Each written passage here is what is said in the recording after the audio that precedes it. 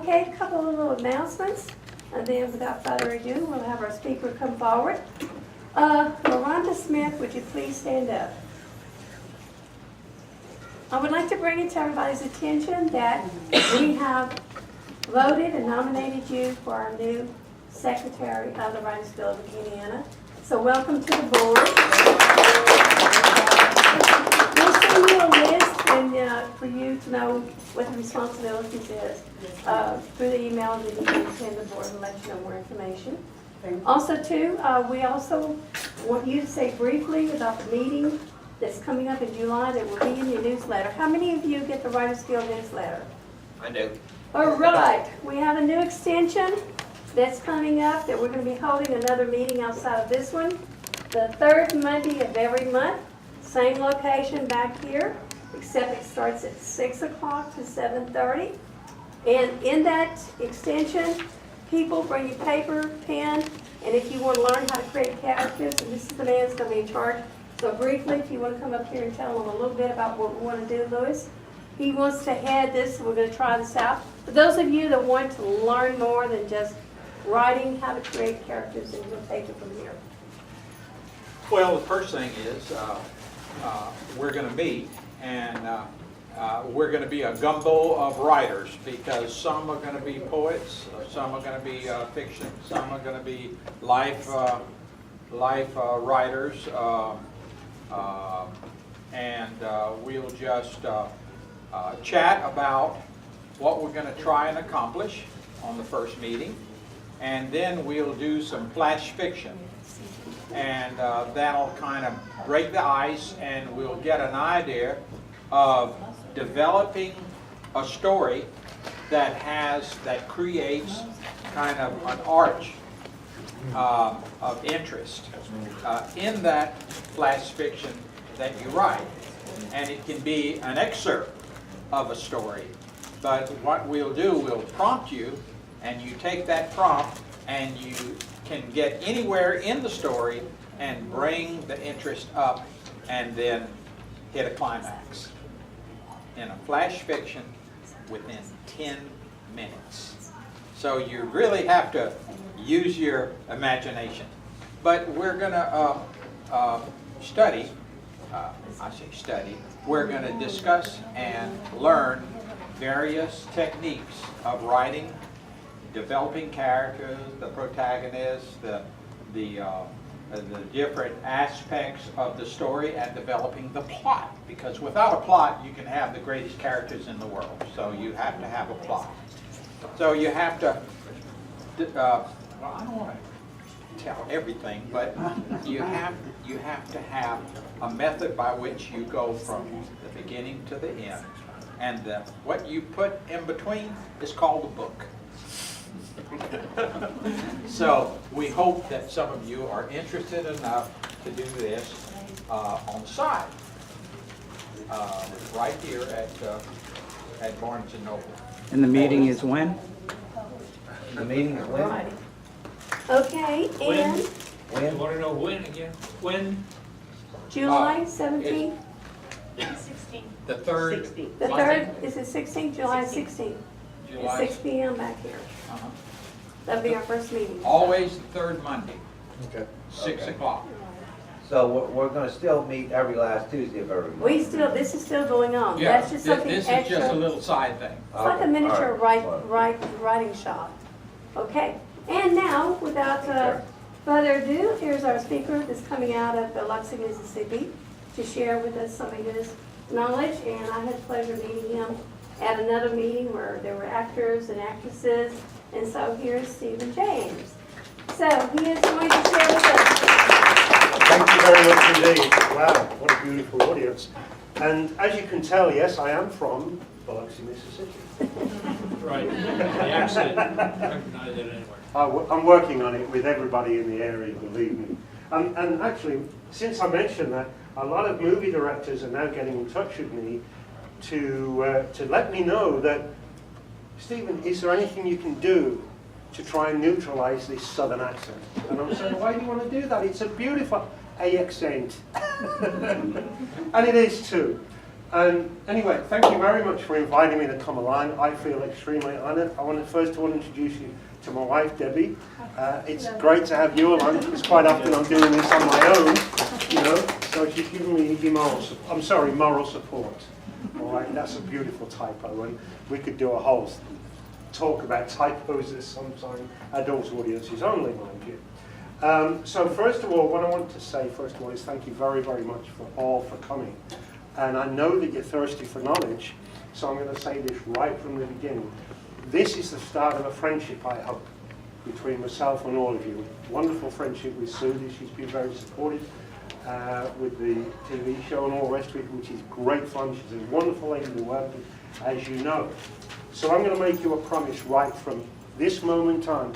I will do everything I can to help you in terms of putting your works into Audible, for example. Okay? Now, there is a famous name that is Audible, and it comes from the very thing that we do. We make your books audible. You can make your books audible as well. And hopefully, what we hear tonight, what we discuss tonight, will set you on the path into putting your books into sound.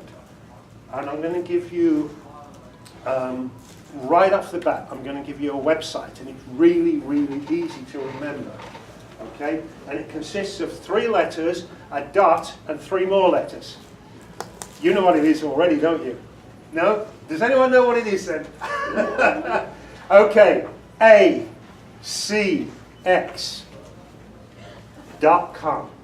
ACX.com? Alpha Charlie X-Ray. Oh, cool. Now, we've been besieged by the internet over the last 20-something years, and there are good websites and there are bad websites and there are darned awful websites. The ACX website is, in English parlance, bloody fantastic. Okay? Because it will guide you through the whole process of working on an audiobook, or in fact, in having your own book published. ACX is part of the Amazon empire. So if you're already logged into Amazon, because that's where you spend all your money, wouldn't surprise me, then it's the same login for ACX. And would you believe, Audible belongs to Amazon as well. So when you have your book published on Amazon, how many here have their books on Amazon? Well, there's a good, about half of us, okay? Automatically, you are able to have your book made into an audiobook. Now, I'm going to make an assumption here that it's audiobooks that you mainly want to hear about. But what I'm going to ask you to do is fire questions at me right from the beginning. So at any time, just jump in with a question or put your hand up, okay? And I will answer them right then and there. So don't wait for the end. I'm happy to hang around at the end afterwards and we can all have a little nice chat and all the rest of it one-on-one. That'll be great. All right, but please, ask me questions. Then I know what to talk about. Yes, ma'am? Well, I used to listen to audios all the time, but I found often that there were problems with the CDs and they were scratched down in I got. Right. And so I was wondering how popular is the audiobooks now? Audiobooks is a huge part of the market now. Is An it? enormous part. And the reason is the internet. Because no longer do we need a CD that's got scratched and the words jump. Did you get that? I'm an actor as well. Okay? No longer do the words suddenly jump. Because you download, or the listener downloads the audiobook onto their iPhone or their device, I think we're supposed to call it these days. Okay? And you can even plug it into the car now. So you don't need to have the hardware of a CD anymore. Okay? Which makes it a lot easier for the listeners to obtain the audiobook. Because what they're going to do is go on their computer, click a few clicks, buy the audiobook, download it, and it's on their device right away. They can listen to it on the computer, they can listen to it on their iPhone, cell phone, call it what you will. They can plug it into the car, listen to it while you're driving Interstate 10 or 12. And audiobooks are great when you're stuck in traffic jams, aren't they? Okay? So that was a great question. Now I notice you wince a little bit because you're not too keen on downloading. Oh, simply because I don't use that iPhone and stuff like that. You can download it onto your computer. Okay? I have a computer. All right, of course. and yeah, just literally, if you go to audible.com and register with them, when you register, you actually get a free book. Okay, you can download a choice of a book free. All right, make sure you download one that that I have narrated. All right. Okay. Okay. So has anyone got another question to follow on from that? Yeah, let me ask you something. I'm about ready to put some of my poetry on a DVD. How would you go about doing that? Do you have to go to a recording studio to do that? Not necessarily. A lot of voiceover actors have their own studios. There are also studios around, and I'm going to give you a really good tip now. It's your poetry, right? Right. And do you want to perform the poetry yourself? Yeah. You do. All right, this is what I'm going to ask you to do. I don't know if that's still around, but the Tipitinas Foundation, which is an offshoot offshoot of the Jazz Club in New Orleans, they have studios all over Louisiana. Yeah. I know there's one in New Orleans. In fact, they're about to open a new location. Well, I've been wanting to go to New Orleans for a long time. There's a good reason to go. Yeah. I'm also, like I said, I'm an artist. I want to sell my paintings in Jackson Square. Now, I can't help you with your paintings, unfortunately. But I want to go to New Orleans. I want to go see where Dr. John recorded too. There is actually, as far as I remember, there's a Tipitinas Music Co-op in Lafayette. Really? Okay, but you'd need to just check up on that. There used to be one right opposite your studios, and I think they've moved from there now. But it's been set up by the Tipitinas Foundation. There's about 6 locations around the state, and you can go and use their studios, Yeah, that's cool. and it costs you $15 That's not bad at all. a month. A month? A month. That's it? That's it. $15 a month? That is fantastic. It's the best kept secret in the world. I just don't know where they are, so that's probably the best kept secret. You mean I don't have to go spend $150, $300 over there at Dockside Studios to record my album? So it's worth the trip to New Orleans. Okay. But leave it until October, because I was talking to them today, and their new place is going to be up by the airfield on Lakeside, Right. and it's all going to be beautifully new and refurbished. Can I just ask you to hang on one moment, You Sue, answered because my this lady question. was there. You answered go ahead. mine. No, go ahead. No, I needed him to repeat the name of it, but he did, so that's all. Tipitinas Music Co-op. All Spell right? it. Yeah, you can spell it. Tipitinas. Tip, it, in, as. Tip it and ask. Okay. Now, you can make it that way you want. Behave yourself. I will, brother. Sue, you can ask a question, then I'm going to go on. Okay, before we get into the information you're going to share with audiobooks, who qualifies to take and turn their material into audio? What needs to be done before it becomes eligible Thank you, for Sudi. audio? That's a brilliant question. John, I will come to you next, but you're going to have to remind me. And was it Carrie? You put your hand up as well, or behind you? Yeah, was it you, sir? Okay, but let me answer Sudi's first, because this is absolutely important. Who qualifies to do your audiobooks? Well, the first number one qualifier is the rights holder. And the rights holder is usually you. I'm going to move this out of the way. I don't like hiding behind these things. Okay, there you go. The rights holder is usually you. It may be your publisher. Okay? And it's up to you who actually narrates your audiobook. It might be that you want to do it yourself.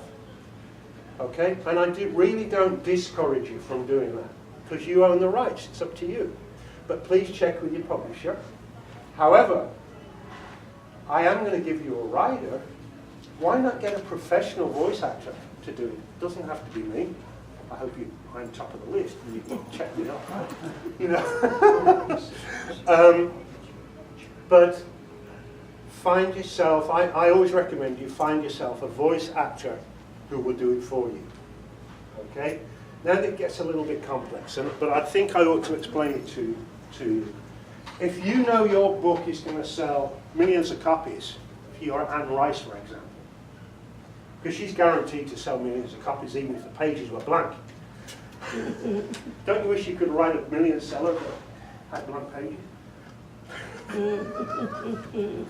All right. So if you know you're going to sell huge numbers of copies, you want to pay the voice actor only for the number of finished hours that that actor has provided you.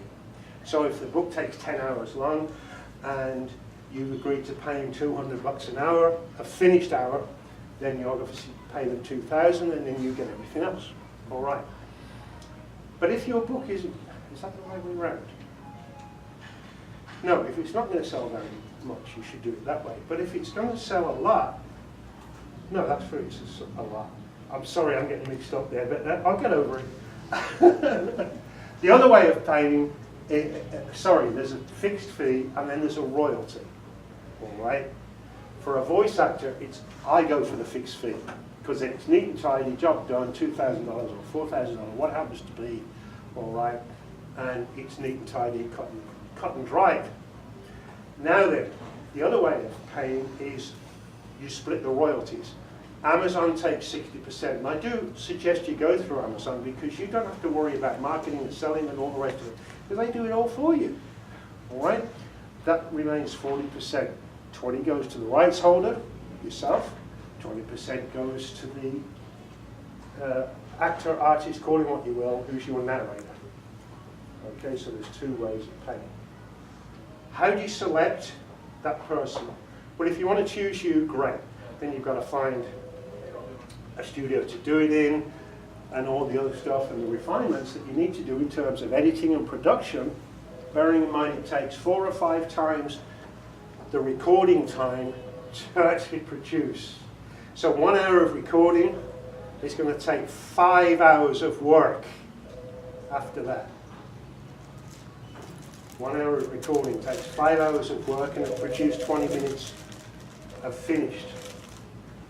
So the guy, the narrator, is going to do many, many, many hours. Depends how good and quick and slick he is and so on.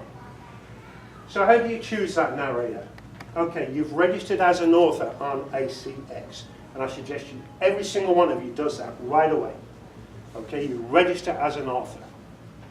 And then you put your book for audition. ACX will look after you all along the way because, as I said, their website is absolutely brilliant. It'll handhold you all the way along the line. Okay, so you put your book up for audition. You put in 2 or 3 paragraphs of audition text, just an excerpt from your book. And you invite auditions. Now, as a narrator myself, I go in and I look for books that fit my profile, and I'll pick that one and I'll take the audition, and I will record the audition. It'll go to ACX, and ACX will send it to you. You listen to it and you go, oh, that's rubbish, I don't want Stephen James. Forget about it. All right, we'll wait till the next audition that comes in. All right? Sooner or later, you're going to get somebody that you go, oh my God, she or he is brilliant. She's just what I need. And don't forget, you can have a man doing a woman's narration, by the way. I've actually done that, a book of poetry written about heartbreak and love. And she wanted, it was from a woman's point of view, and I learned a lot. But she wanted my voice. I can't imagine why. Anyway, if you want to know, it's called Tears on My Shoulder. And the author's name has just gone off the top of my tongue, fallen off the side of my tongue, and it'll come to me. Can you remember it, Deb? I don't remember her. Is your name Deb? No, I'm Steve. He's Steve. No, there's Steve. You can't remember. Tears on My Shoulder by... I'm going to have to pick that up. All right. But you choose the artist that you want to narrate your book. And then you communicate with ACX, and ACX will communicate with the narrator. All right? And so you'll say, yeah, I want to use Stephen James, all right? Then they'll come to me, I'll get a letter from an email from ACX saying, okay, congratulations, you've been chosen to do this book. And now I got to get to work, all right? And get it put together. And I will upload chapter by chapter. That's the way I do it, chapter by chapter until it's completely finished, all right? And they will market it for you. You don't have to do anything else. And then they will send you the checks as the book's sold. What I will say is this. Never forget to market your book. What I always ask for now is, if I'm going on royalty only, I will ask for the author's marketing plan. Given that the rights holder is the author, I'm just using that as a reference point. I will always ask for the marketing plan, because if that author isn't marketing the book, why am I going to invest my time in that? You know? So please, whether it's an actual book, hard copy book, or an audio book, you've got to market yourself. Doing talks like this and whatever and so on. Most of you know that, but I know it's something from, if I pass an audition and then I ask the author, what is your marketing plan? And they go, well, I don't know. Why am I going to do it? Because you write for fun, but you also write because you want to make some money out your book. For some of you, it's your living. And for me, it's my living as well. That's what I do for a living. I'm a voiceover actor and a coach. Okay, does that answer where she's gone? Okay. John's gone as well. So, sir, next to Debbie, you were next. What is your organization? What do you call yourself? Okay, you can go to my website at stephenjamesvoice.com. Okay? Stephen is with a PH? PH. All right, here's my card. Sir. Okay, some have got them, and can you take those? Take one and pass it round, okay? Yes. All right, and then you can put the plan at the table. All right. If you need to take two for your friend, one for your friend, please feel free. All right. So yes, I call myself Stephen James. My actual full name is Stephen James Smith. You may have heard me say that, but Smith doesn't sound as, you know. So Stephen James is my performance name, and that's how I market myself. Okay, did you get a card? Yeah, you gave me one. You did? Oh, excellent, thank you. So stephenjamesvoice.com is my website, and that tells you all the stuff I get up to, and you'll learn all my dirty secrets and the whole 9 yards. All right. Any more questions? Yes. Sir. When you're in the studio, what are you reading from? A Okay. digital file or paper? Good question. Some narrators like to read off their iPad, for example. I can't do that, because when I take the script, I'm going to make it double spaced. Okay? 16 points, so I can read it from a reasonable distance, and I can make notes on it. And in fact, I don't know if I've got any here, but a lot of my scripts, well, I don't know if you can see my pencil marks. I've got notes all over it. They're like a musician's notes, you know, telling them how to play. Well, this to me is the music on the page. Okay? So when I get the script, I will copy and paste it onto a Word file, make it 16-point double spaced. Don't forget to page the numbers. No, sorry, don't forget to number the pages. That's the second verbal typo this evening. I've met you before, so. Yeah. Yeah. You did a workshop before, don't you? That's right, yeah, thank you. So yeah, I get these verbal typos occasionally, you know, that's going to happen. So don't forget to number your pages, because if you've got a 1,000-page book and you drop all the pages, exactly, I don't need to say anymore. I've learned the hard way. Yes, sir. You were going to come back to me earlier, I was, yes, I do apologize. and you forgot. No, I didn't. Oh, I moved. My question was, when you mentioned the little studios at Tipitina's studio, there's one right across from where? Here in Lafayette? It used to be right across from Sudi's studio, you know, Sudi's television studio. Oh, you mean Where AOL? she goes. AOC. AOC. AOC. I don't know, I'm not, Okay. I'm not a native of here, so. So, Mike, I'm coming up to my question. Is you pay $15 a month. Yep, How much time can you spend in the studio for that $15? as much as you can book.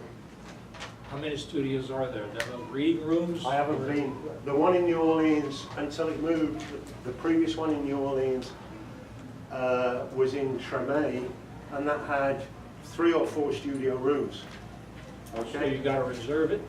that's all you need to do is book. Yeah, all right. All right, and of course there's people there recording music and all the rest of it, excuse me. The Tipitina's Foundation, excuse me, is there theoretically to help starting artists, musicians. So they've got all the facilities there, computers, meeting room, which I use as a workshop room, and studios, so that musicians don't need to spend a lot of money in order to be able to communicate with their market, you know, do their marketing and all the rest of it, and of course do their recording. All right. It's only $100 a year, by the way, as well.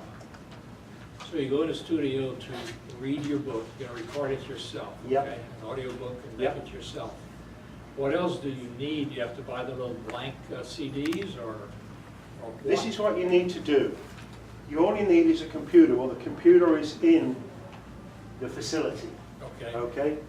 So all you need to do, you don't really need anything because the microphone's there, the amplifier's there, the recording device is there. It usually goes onto a Windows recording device actually, so and the software is all there. It's called GarageBand for you to do all your editing. Okay? And so you can do everything there. When you've got your finished file made, which is going to be an MP3 file, the finished file, you just email it to ACX. So these days, no hardware required except the actual microphones and stuff that you need to record with, and obviously the computer to get it off. Okay? Does that answer your question? well, yes, to a certain point, but now I want to go further. Yes? So you send it to ACS. Yes? You have to send it to them so they can put it in some format where people can buy it. Yep, they make it into the audiobook with explicit instructions, which are very, very simple. Okay. And so what you do, you send each file individually. Here's chapter 1, here's chapter 2. Oh, there's going to be the introduction, there's going to be at the end what I call the outro, you know? So all the elements, they tell you exactly what they want. And subject to it being of the quality that they're looking for, because that's important as well, they then do whatever process is needed so that when the listener downloads, it's an audiobook. They do that for you. So it's really, really worthwhile doing. Now there are other companies that I can't remember now that do that as well, but ACX is by far, in my opinion, the best to use because obviously their marketing is unbeatable. And in actual fact, you go to any book on ACX and it will tell you if it's available on audiobook. You can click on that and you can actually hear an excerpt. Okay, I'm still trying to think of that lady's name, so it will come to me before the end of the meeting. Okay, feel better? Now, I don't know, please do come and sit down if you'd like to. You can join us.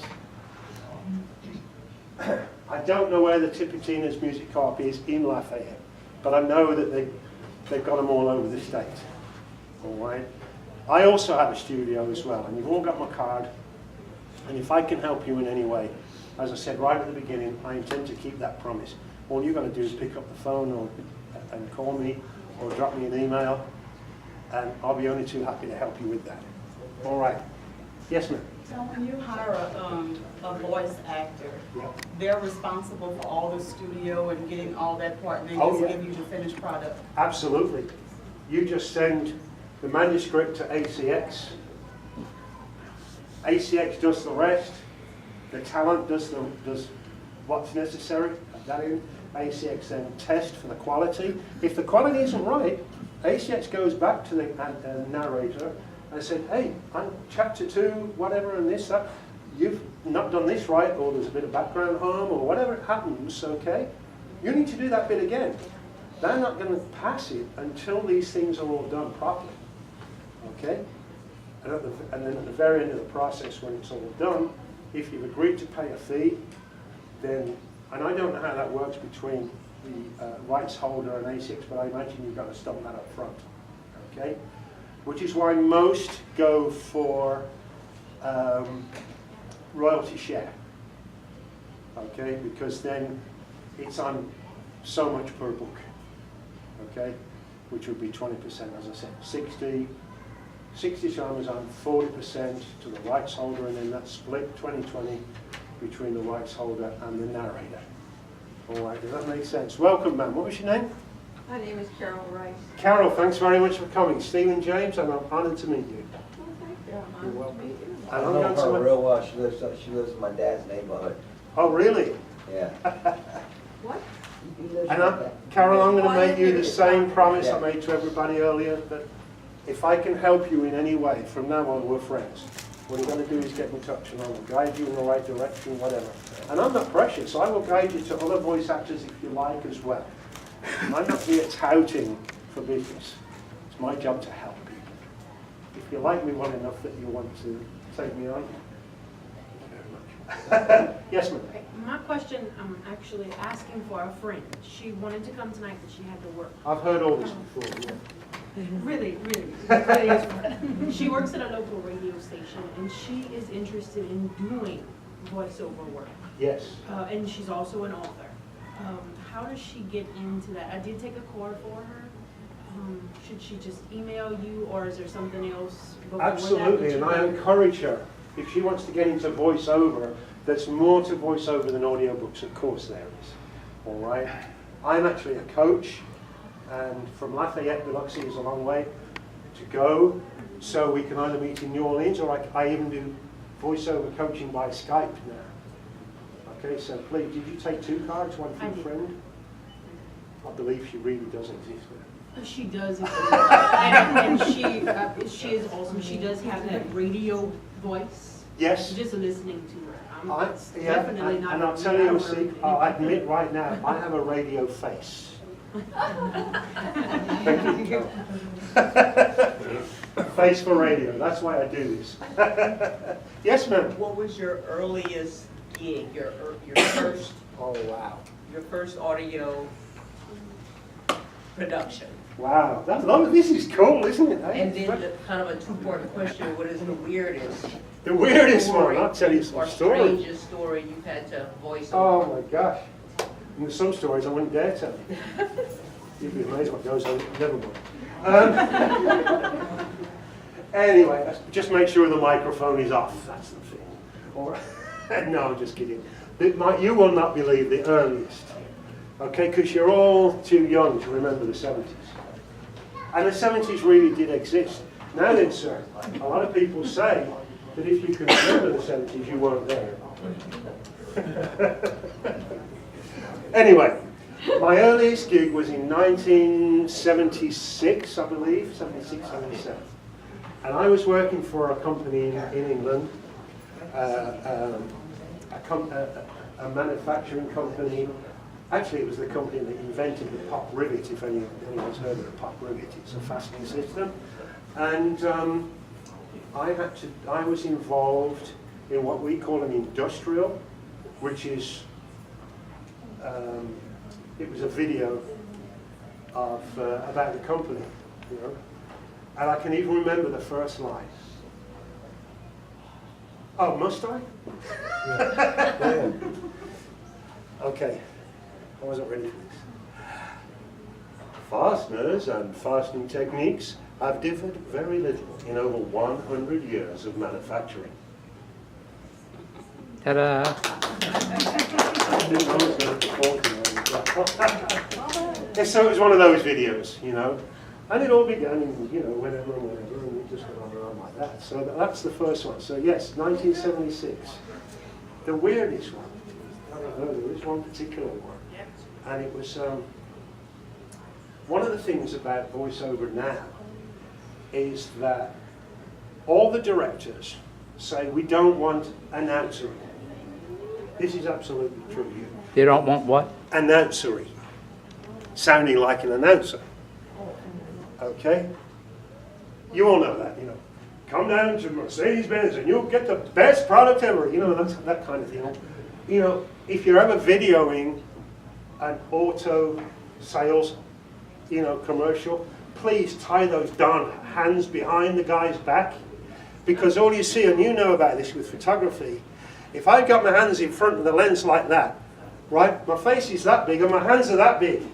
But you'll know every time you see a car dealership advert, you'll see them going like this, and you can do this, and you can do that. Like, you know, just tie your hands behind your back. You know, they've got to do it differently. That's announcery.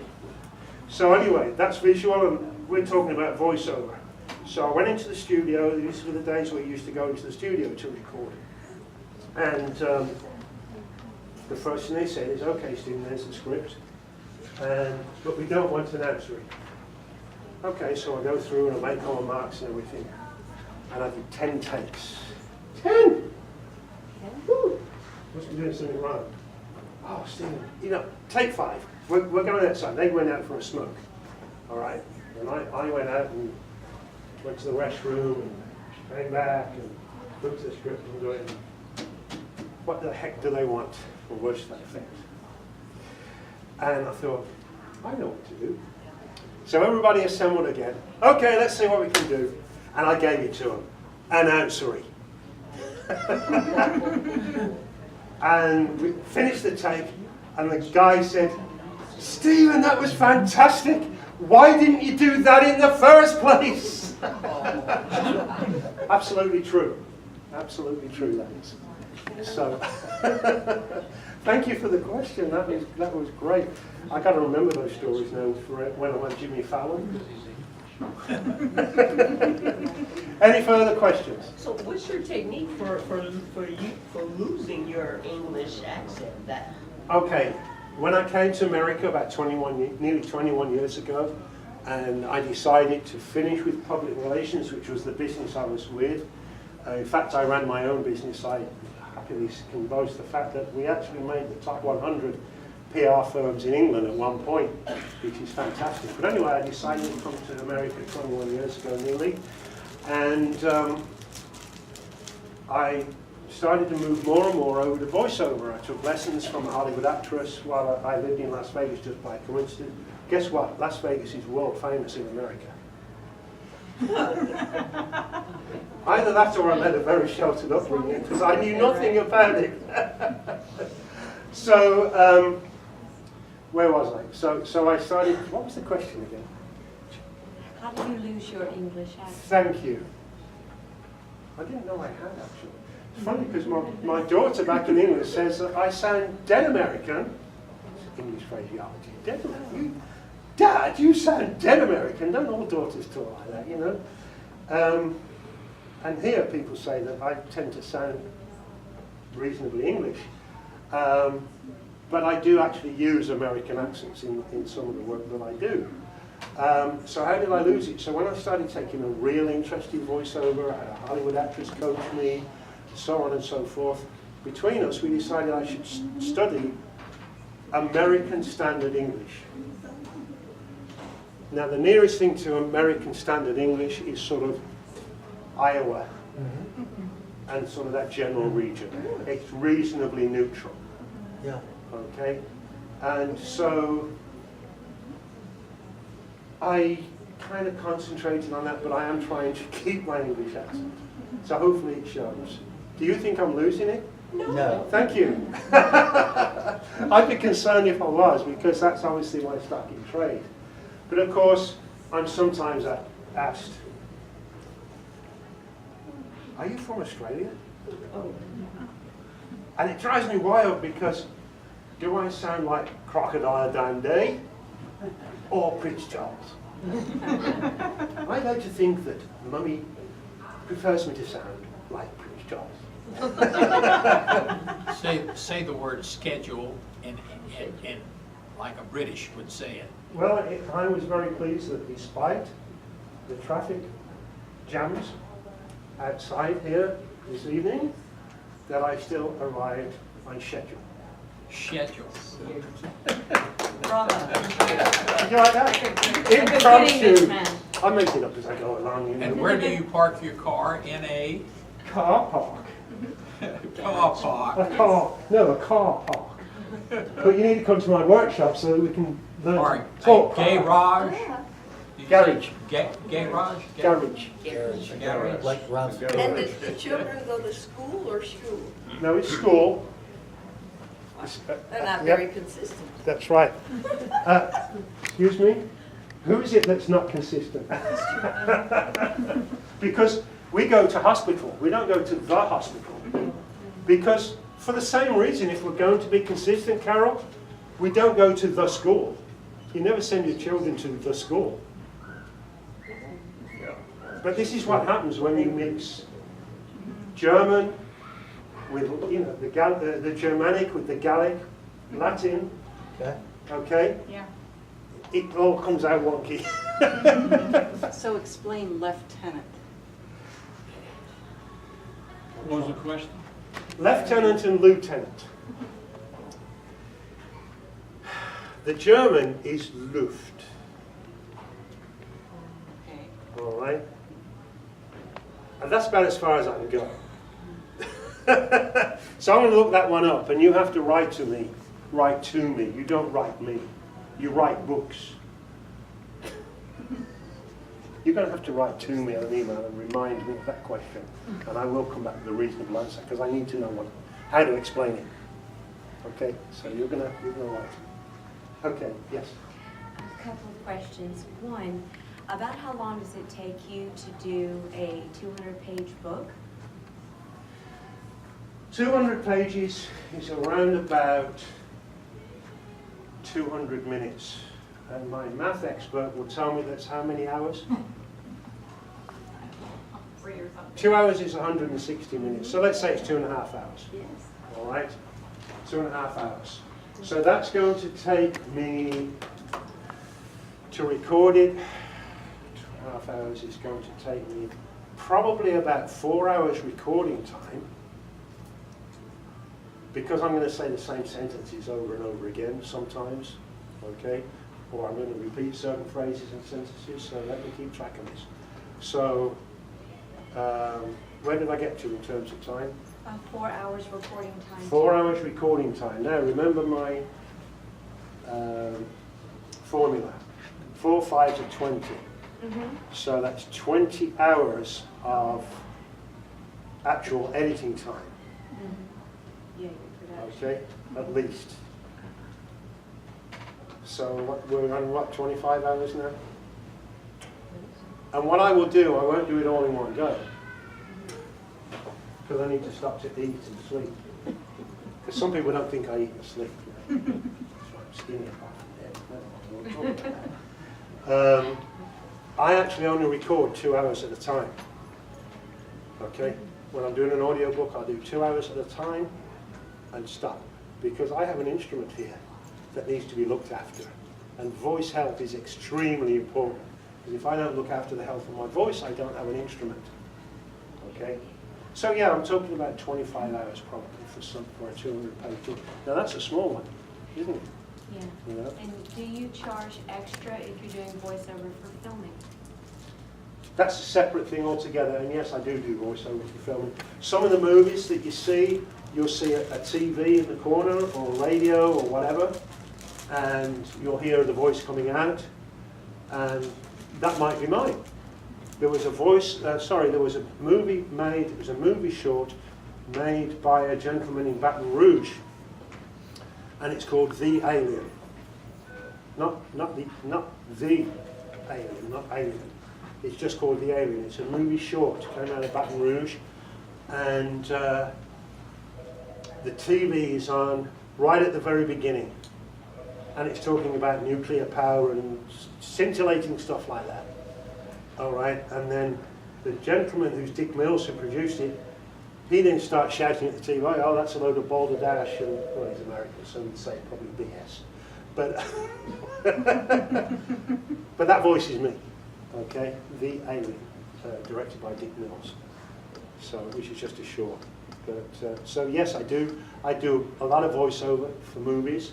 Another thing that people don't realize is that we sometimes have to do what in the old days we used to call dubbing. where we would have to, the movie had already been made, but they'd call me along to Celtic Studios in Baton Rouge to come along and do what's now called ADR. Okay? And that is, you've got to line up your voice with the lips of a certain character. So there's this one character who's Russian, and I have to make him sound like an Englishman. So that's quite fun, and it's a complex technique in itself, and I really enjoy it because it's challenging. So yeah, do you have a movie project en route? Okay, you're going to write to me, aren't you? I'm kind of versatile, or I should say versatile. You didn't catch that one. Versatile. Versatile, all right? Versatile. I'm kind of versatile, and I do a whole bunch of things. That's another Americanism. Obviously, audiobooks, commercials, narrations. Oh, it just goes on and on. You know, everywhere. In fact, from now on, what I'd like you to do when you go home, all this weekend, right between now and Sunday night, I want you to write down whenever you hear of a situation where you hear a recorded voice. Okay, so it might be a commercial on the radio, a commercial on the TV. But then there are so many other places where you hear a recorded voice. That's what we do. We've just finished, I run an agency as well, a voice agency, and we're doing a lot of IVR, which is those dreaded telephone things. Hello, you, hello, welcome you. Whatever, I can't remember this quick, but you know the kind of thing. Press 1 for Spanish, 2 for English, and all the rest of it. You know, and all those awful solicited, unsolicited phone calls that we're all getting dozens of every week saying that you need to get medical insurance or whatever. I get about a dozen a week. You mean called telemarketers? Telemarketers, but they're pre-recorded, unsolicited calls. Robocalls. That's the word, yeah. Yeah, absolutely. Somebody records them. Political ads, for example, I've got one talent who lives in not too far away from here actually, that I've hooked up with a Washington agency that they do political ads. Now the thing is, we actually, forgive me for saying this, when we prostitute ourselves, we charge by the hour. Okay? So let's look at my face, huh? Okay. Her face lit up there, like, ooh. I know what that means. There's another joke along the line, but I'm going to refrain from the one that's in my mind. I'll tell you later. So yes, I am quite versatile. I'm going to stick to my English. Forgive me, I had to exit because of a coughing spell due to this strep throat thing. But you may have already asked this question, somebody. But do you ever hear voices that you or like a talent search, you'd want them to line up to be on your team to read stories like, see, I think this man has a wonderful radio voice, and when he gives out his presentations, do you look for talent yourself to train other people for? Well, I'll answer that in two parts. One, yes, I do hear voices in my head. Wait. Hear these voices I'm talking about, some kind of talent. And yes, I also run the New Orleans voice agency, Okay. which covers the whole of the Gulf Coast, from Texas all the way to Florida, and a couple of other states thrown in, Tennessee, South Carolina, and Georgia. Okay? Because the guys from Tennessee tell me, yeah, we have alligators here too, you know.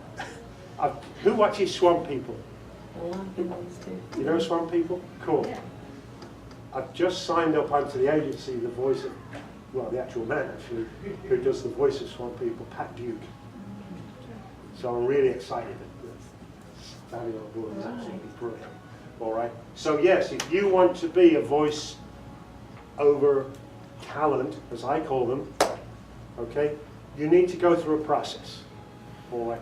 You need to go to workshops, voiceover workshops, to find out about the business, find out about the techniques, get a general overall impression. I put on workshops under the NOLA Voice Talent Foundation, and you'll see the website for that at the bottom of my business card. The NOLA Voice Talent Foundation, I started in 2009 out of New Orleans, to provide affordable education so that you can actually make that first step. Okay? So you go to the workshops and you're sitting around the table, maybe in the boardroom. We've got a bunch of scripts, and I've brought a whole bunch here, you know, just in case. And be prepared. And so we work on scripts, talk about voice technique, improve your voice technique, talk about voice health, how to get into the business, all elements of what it takes to become a voiceover talent. If you like it, if you like what you're doing and you feel you're cut out for it, then you can go on to taking private lessons. And I do private lessons one-on-one. And then your next step is when you're at an adequate standard, and don't forget, if you're learning to play the piano, you don't expect to go on the stage at Carnegie Hall right from the beginning, do you? Okay, you've got to be good enough that when I roll the piano out on the stage and you sit at the keyboard, that you know exactly what you're going to be doing, and it's going to be great. And that's when you do your demo. Okay, and you produce a demo, and again, no need for hardware, no CDs anymore. Okay, everything's done by internet, email, and all the rest of it. It's fantastic. All right. Once you've got your demo, you can then submit that to agencies. Some of which will take you on, some of which won't. That's the way of the world, and we know that. Okay. I was going to say something else at that point, I forgot, but it'll come back. Oh yes, I remember. Now then, NOLA Voice Talent. We have workshops in New Orleans every 2 weeks on a Thursday. So that's New Orleans. In Biloxi, we've got workshops every 2 weeks on a Thursday. I'd like to think they would be alternate Thursdays. And we're just launching this September every 4 weeks. I'm also going to be in Baton Rouge on a Thursday evening. How am I going to do this? Okay, how am I going to do this, Deb? You're going to have one of our best talents there. Thank you. I also coach coaches. So I've recently appointed, this is the first time I've announced this actually, publicly, I've appointed 2 coaches, one in New Orleans and one in Baton Rouge. And I'm going to alternate with the guy in New Orleans, and I'm going to go to the first one for the guy in Baton Rouge, and he's going to take over in Baton Rouge. All right. Can't do Lafayette yet, but if there's a big enough take-up, we'll be doing that. But I actually have people come to New Orleans, come to New Orleans from Lafayette on a Thursday evening for these workshops. So I urge you, register with the NOLA Voice Talent Foundation. It's a non-profit. I work for the foundation. I'm the CEO as an unpaid volunteer. You know all about that, don't you? Yourself, okay? And it's only $20 to the workshop. So you now all of a sudden you can afford the gas to get to New Orleans and back because it's only going to cost you $20 when you get to the workshop. So I'll see you at the first one in New Orleans when it comes out. All right. Yes, ma'am. Do you ever read the work before you do it? Like, do you feel like that's important so that you have an emotional understanding of everything and know properly where you should have inflection and things of that nature? 2 things there, right? There's nothing worse than when a friend of mine is going through an audio book and he's putting on the voices for the different characters. And he's halfway through recording and he realizes that this one character isn't a guy after all, it's a girl. So it's really, really, exactly, like, oops, that's a real oops moment. So it's really, really important that you know what your characters are. Okay? What was the second part of your question? And just as far as inflection. Thank you, thank you. At first, I used to have to do lots and lots of notes and read it through first and all the rest of it. But I've been doing voiceover now. I don't want to beat my chest or anything. I'm not that kind of guy. But what I'm able to do now, I use the analogy of driving. All right? With the exception of this wonderful gentleman here, how many of you have actually hit the curb when you're driving along a straight road? Really? When you're driving your car along a straight road. Okay? You did that, didn't you, last week? I think so. Sorry, you're just there. You know, never sit at that seat there when you go. I learned this when I went to see a comedian. I wore this bright check shirt, and he picked on me the whole time. So, you know, that's why I wear this, you know, somber. Anyway, inflections. Driving a car, what's that got to do with it? Well, when we're driving a car, we're constantly amending, we're real time putting ourselves straight all the time. That's why we need to concentrate, not talk to the person else. Which way am I? No, I'm in America. Right. So my passenger's going to be that side. All right. I had to think for a minute then.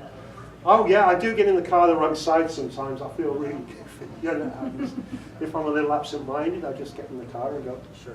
Oh yeah, of course, I'm in America. All right. So I'm driving the line. We're driving the line, and we're auto-correcting all the time. Okay. I've got to the point now where, as I said, I don't like to beat my chest about this, but I'm able to pick up a book called book manuscript, and I'm able, having researched the book and got a feel for it and all the rest of it, maybe even talk to the author, I pretty much know where I am now that I don't need to pre-read. But I always say, you really should pre-read. And I can feel myself now doing that auto-correcting as I go along, and it's like a save. Because now I've got to a point where I'm kind of scanning of the whole line or a whole paragraph as I'm reading, and I literally laser point on my work as I'm reading or performing. Never reading is what you're doing with me. I'm performing your book now, okay? All right. And I somehow have this. I don't know how I do it. I have this ability that I can pretty much auto-correct as I go along. I can also cheat because I'm going to do the editing anyway. So if that phrase comes out wrongly, and I say, it's a wonderful life, instead of it's a wonderful life, or it's a wonderful life, there are 3 different inflections there, aren't there? Okay? Same 4 words, 3 different inflections. Isn't language wonderful? We all work with words, we all work with phrases. Language is wonderful.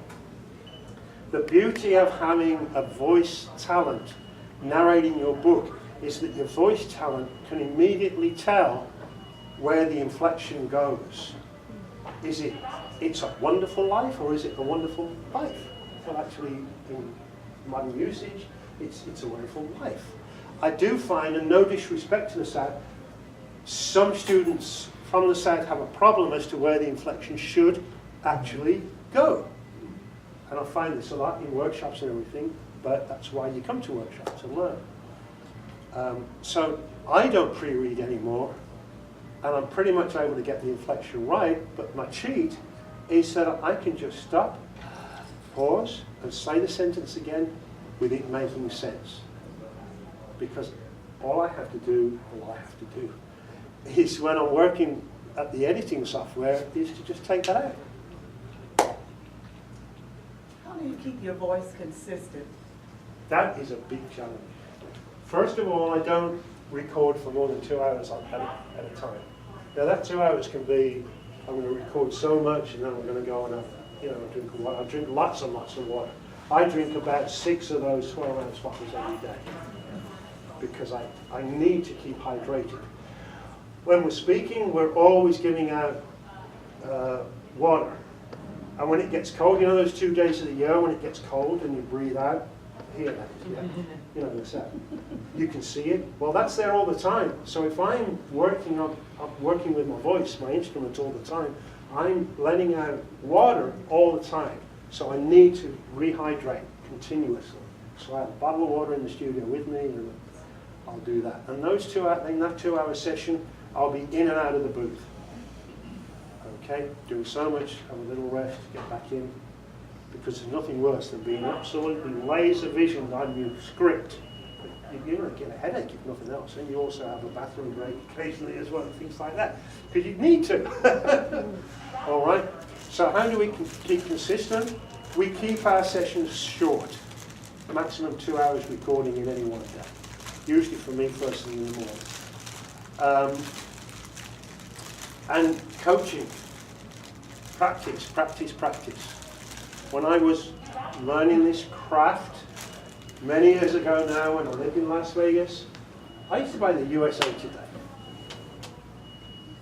And that was my practice for the day, because I would make USA Today my news program. And it was cool. It's perfectly laid out. In other words, here are the main headlines today, and I'd read off the headlines. And then I'd go back to the main story and perform that, okay? And now the sports. So now we go to the sports section and go through that, and I literally go from front to back, including the weather at the end, okay? And I'd record myself on this weird little contraption that I had, which was a plastic thing with some very thin tape in it called a cassette.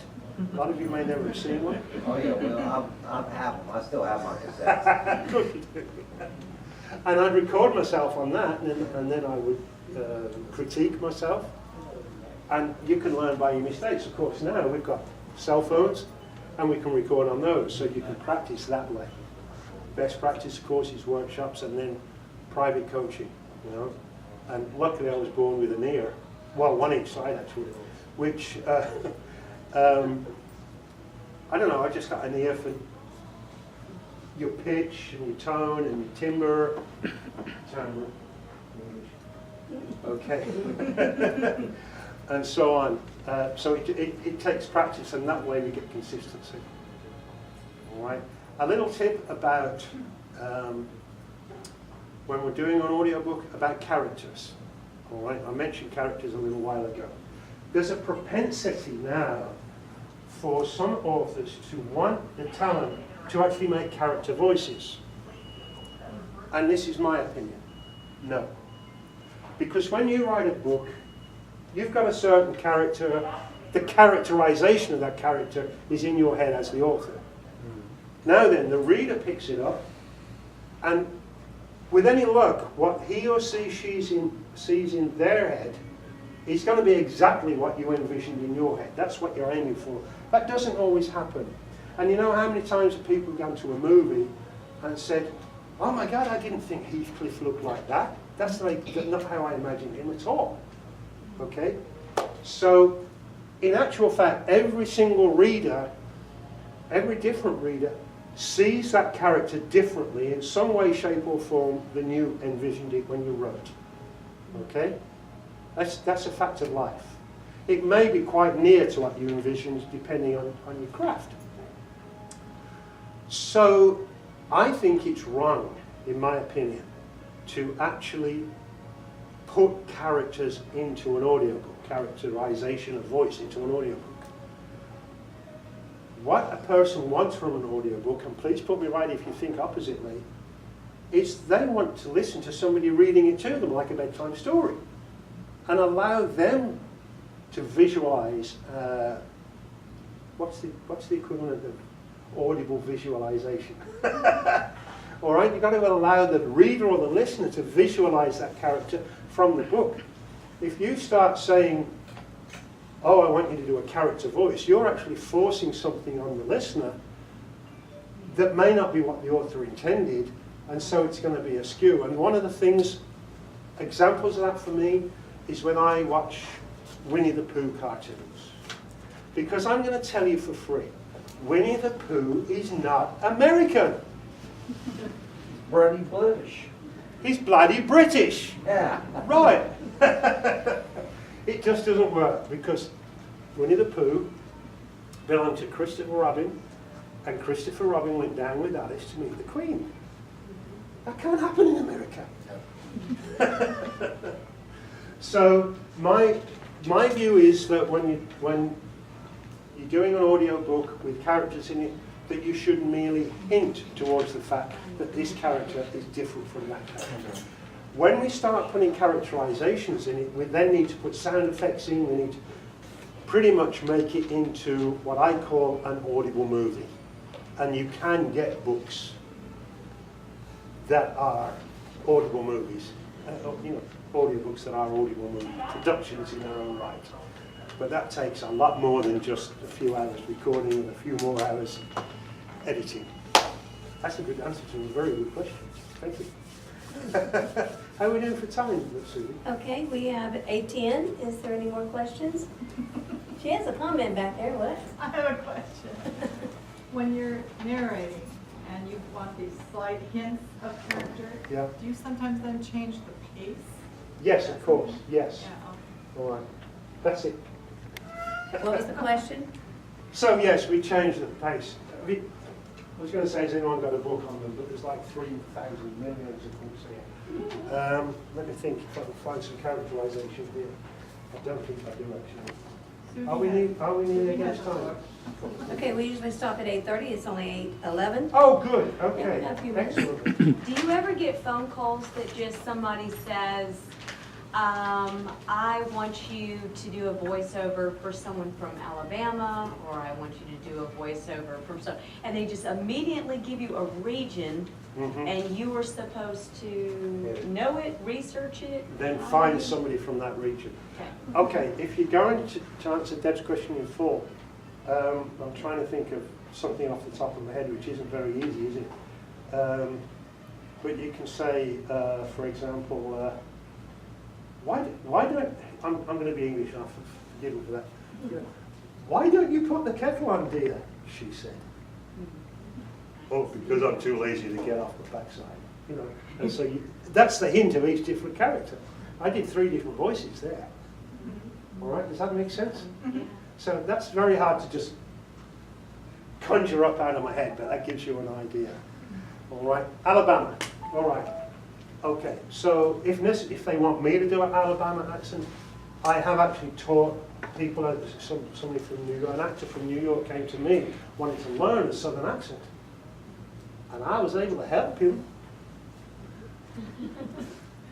Was that any good? No. Thank you. It was. No, it wasn't. So what would you do if you had to narrate a book where you had, say, a character from Texas and a character with a New Orleans accent? How would you address that if you don't? Right, I'm going to pick you up on one thing. There's no such thing as a New Orleans Yat accent. There is a Yat accent in New Orleans, and it's based on a Brooklyn accent, which we all know from our history. All right, did you know there are 13 different accents in New Orleans alone? Oh, yeah. All right, yeah. What I'm going to suggest, repeat the question again. If you were narrating a book that had characters with different regional accents, Right. how would you deal with that? You said you don't do character accents. You shouldn't really, but does the book really call for the accents to be accentuated, if you like? Well, let's say one of the characters is Charlene, and she says, "Where you at, darling?" You know, how are you going to deal with that? Then you would say, and you would write it in the colloquial way. Right. Okay, and I would suggest that you use somebody who's from New Orleans to do the whole book, so that he knows how to pronounce "Where you at, darling," which I can do so well. And there is one of my, I was talking to him this afternoon actually, one of our best friends was our best man. And he's a narrator, he does a lot of audiobooks, and he does them for O'Neill Deneau. If you know O'Neill Deneau, he's from Covington, he writes detective stories, which are absolutely fantastic. And they're all set in New Orleans. Okay? And there was this one word, and I didn't know any better, and I'm directing Richard, who's doing it, Richard Lewis. And now he's in the swamp, and when I read it, it says, and he got into his pirogue. Well, how the heck would this white Brit have any idea that it should not be that? And of course, Richard's from Louisiana, born and raised in Covington, familiar with New Orleans, you know. And of course, what is it, Susie? Hero. Yeah? So get somebody who's local. A little trick I do as well, because I can tell when a commercial is done by somebody from out of state even, when they say, yeah, you've got to go to this car dealership in Metairie. All right? No, sir, it's Metairie. So what I do when I have to do a commercial that's for a local region, wherever it is in the country or the world, I have a little trick. I will call the nearest hotel and I will ask them, how do you pronounce the name of your street? And I'm going to be pretty damn close.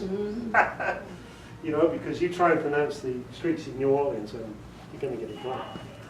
I speak a little French, which enables me to understand a little bit of Cajun. But I didn't know it was Burgundy and Charters. Did you know it was Burgundy? Oh, there you go, you've learned something. You learned nothing else today. Yeah, it's not Burgundy, it's Burgundy. It drives me nuts, but that's how it is. That's how the locals speak it. So yeah, I'll repeat again. Get somebody local. If you want somebody, if you've got Alabama accent in there, you know, it's an Alabama story, get somebody from Alabama. But if you got mixed characters, you got a New Orleans, a Cajun, and a Texan, There you go, what do? all three. All three. What you don't do is you get 3 other guys to do those voices. Don't Okay? do that. You don't get 3 guys to do that, 3 different guys to do that. You coach, you need to talk to the narrator and tell him how you want it pronounced. Of course, the way to do that, if those are all kind of neighboring, more or less, states. So you want somebody who's got that overall southern accent anyway, you know, and to do that. Otherwise, well, and yes, write it in colloquial terms. Anything in quotation marks, which we call inverted commas. Good phrase, isn't it? That? You can write in colloquialisms. Never put colloquialisms into the general copy. You understand what I'm saying? It's the narrative. All right? Never do that. Or unless it's first person and it's, you know, and it's appropriate. Okay? Okay, I'm going to pick on one of you now. Who would like to perform a script? Howard. I knew you would, Steve. Thank you. Would you want to too? Come on then. Okay. Come up to the front. Both of you. I'm not going to hypnotize you or do magic. Oh, we're going to have 3. Brilliant. All right. Okay. Lady over here can do a commercial. And then we'll critique it. Steve. Oh, there you go. You can do that one. And you can do that one. Actually, I'm going to give you actually an excerpt from a novel by Gloria May. All right? You can see it. All right. So first of all, I'm going to ask you. This is like a mini workshop, self-contained. I'm going to ask you to read the copy. And I'm going to ask you 3 things. I'm going to say, what's going on here? What's happening? All right? Then I want you to decide who the audience is that you're trying to reach. And I want you to profile them. You know, in society, we're not to do profiling anymore. We do profiling every time we write because we're going to think about who that audience is. Okay? What kind of car does the audience drive? What kind of house do they live in? Do they have kids? Do they not have kids? Are they young? Are they old? All right, this general feeling of this is who I'm talking to. Okay? Profiling. And then the third thing is you've got to decide what character you need in order to communicate with that profile. And it's probably going to be a similar profile. If it's a soccer mom you're trying to reach, you've got to be a soccer mom. Get what I mean? All right, yours is a little different because it's from a novel. So you're looking for atmosphere. You're trying to invoke. And one final thing I want you to remember, to act. Don't be shy. Now, Steve's not shy. But don't be shy. You can bounce off the ceiling. That's great. Who wants to go first? I'll go. All right, have you read it through? Yeah. Do you know what's happening? You're talking about... Don't tell me what's happening. Just, do you know? It's a fighter. Okay. Secondly, do you know who your audience is? Don't tell me the answer, just yes or no. Do you know who your audience is? No. Okay, so you're going to figure out who you're actually trying to reach, who you're speaking to here, all right?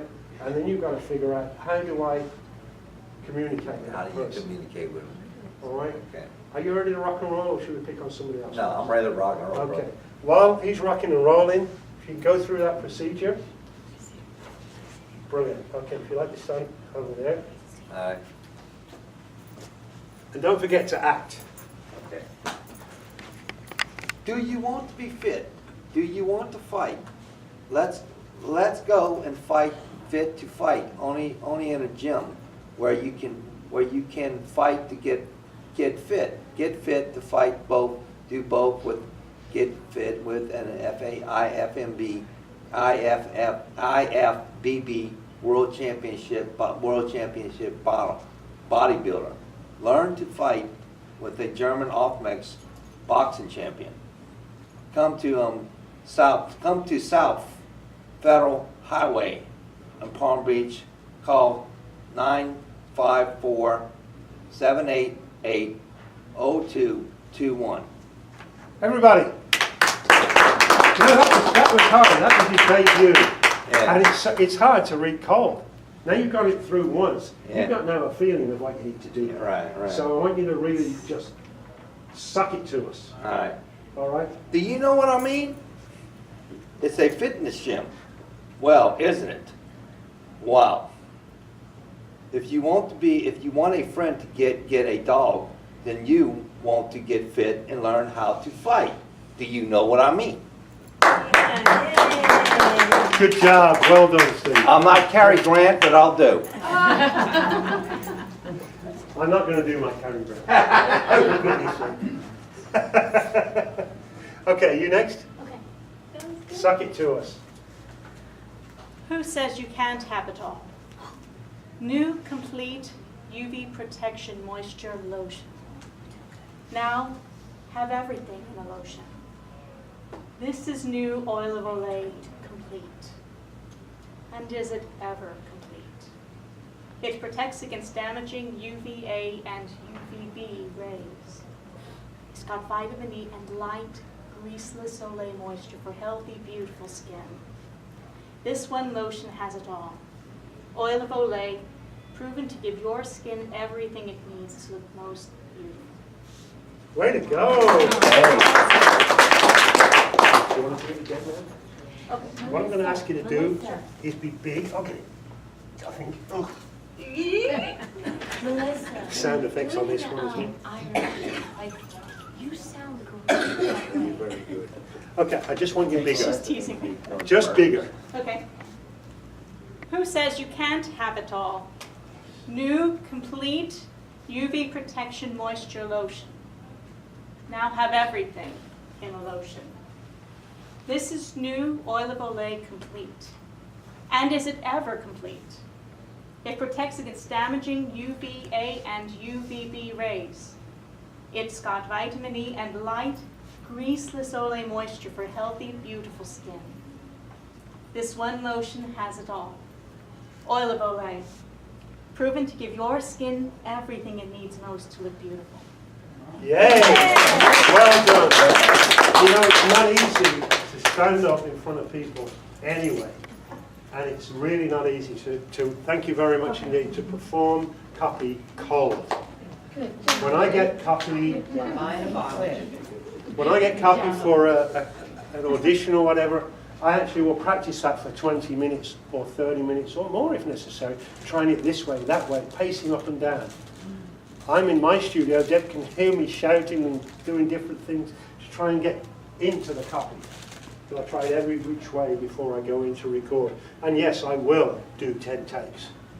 Quite often the best take is, which one do you think? The 10th. Yep. It's sometimes the 9th, funnily enough. And I know when I've got it because I go, yes! Yeah, because I'm into it too. And you just know. And then obviously I play it back on the headphones and everything, I have to tell. But I've got 10 versions of it. So if I've actually mispronounced something, I can pick that word out of there, just like with word processing, but it's with sound and put it over there. It's cheat always. Okay, it's LaRonda Smith. All right, are you ready to do this? You've learned something already from the other two, haven't you? All right, I want you to stand there, just over there, and give yourself some space. All right, and suck it to the walls. As the late November winds cut across her legs and blew under her coat, Maddie shivered violently and realized that she had rushed from the house without any slip or stockings. She pulled her tweed coat closer to her neck to cut off the wind and stop her body from trembling with cold, and moved on toward the police precinct. The brick and glass building threw out a ghostly light against the thin morning air. She paused a moment to catch her breath before the iron lettering engraved over the door, and then pushed the slanted metal bar and went in. Oh, bless you, that was great. You don't need to do it again. You did that well. Thank you. What a great performance. We're all actors. That's called Academy Award. Oh yes, that's called Technicolor sound, ladies and gentlemen. Technicolor sound. She brought out all that emotion into that performance, and everything we do as a voice actor is a performance. Okay. Where's the one that you did? Oh yeah. I suppose it behooves me to perform them now. Not. I'm not saying that this is the right way to do it, because there's no wrong way to do it. There are just a gazillion ways of doing it, and none of them are wrong. It's like when you're writing. You write with your style, you write with yours, you write with everybody. Deb writes with hers. Right? Okay? Deborah's book is Settling by Deborah Williams-Smith, by the way. Tells a few of our secrets. 100 snippets from a mid-century woman. 100 snippets. It's called Settling. All right, okay. I really want to do these as well. Do you want to be fit?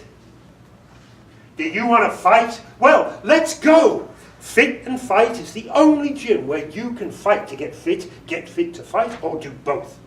Get fit with an IFBB World Champion bodybuilder. Learn to fight with a German amateur boxing champion. Come in to 1284 South Federal Highway in Pompano Beach, or call 954-788-0221. And did I mention it's a friendly gym? Well, it isn't. If you want a friend, get a dog. If you want to get fit and learn how to fight, you know where you need to be. Fit and Fight. The reason I did it like that, because I was wanting to sound like a fight instructor. You know, like a sergeant major in the army or whatever. Yeah? Does that make sense? A sergeant major? What would that mean? You mean like a drill sergeant? Drill sergeant, there you go. Yeah, there you go. Marine Pool Corps drill sergeant. Okay. Oil of Olay.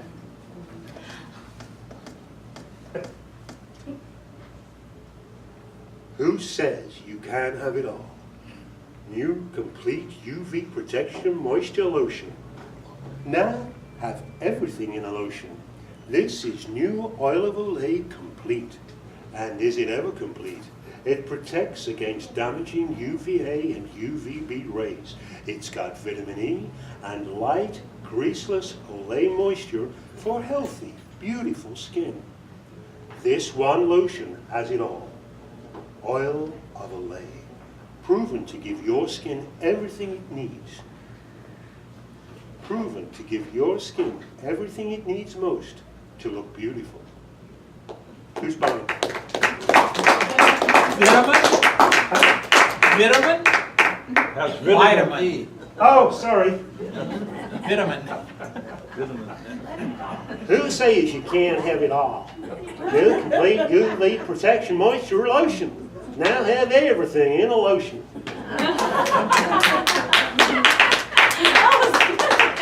Did you like that?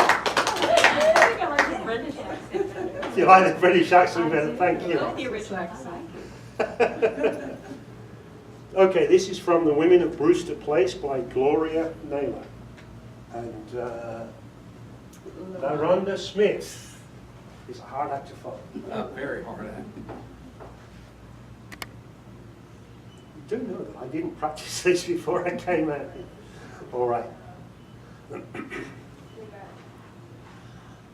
As the late November winds cut across her legs and blew under her coat, Maddie shivered violently and realized that she had rushed from the house without any slip or stockings. She pulled her tweed coat closer to her neck to cut off the wind and stop her body from trembling with cold, and moved on toward the police precinct. The brick and glass building threw out a ghostly light against the thin, moaning air. She paused for a moment to catch her breath before the iron lettering engraved over the door, and then pushed the slanted metal bar and went in.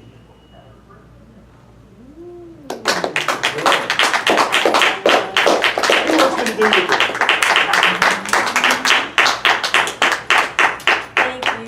Thank you. I think I'm worn out now. That's it. That's it.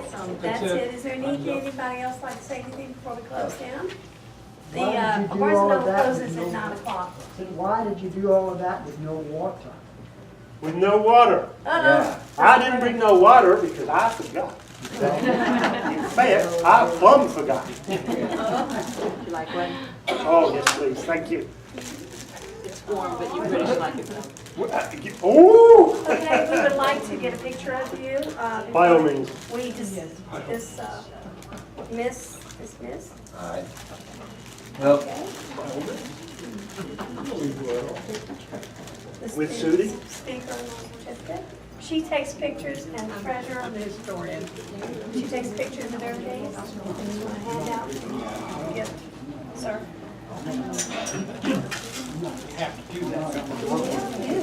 Just tell me where you want to leave. I like sitting behind the books. It's not about that.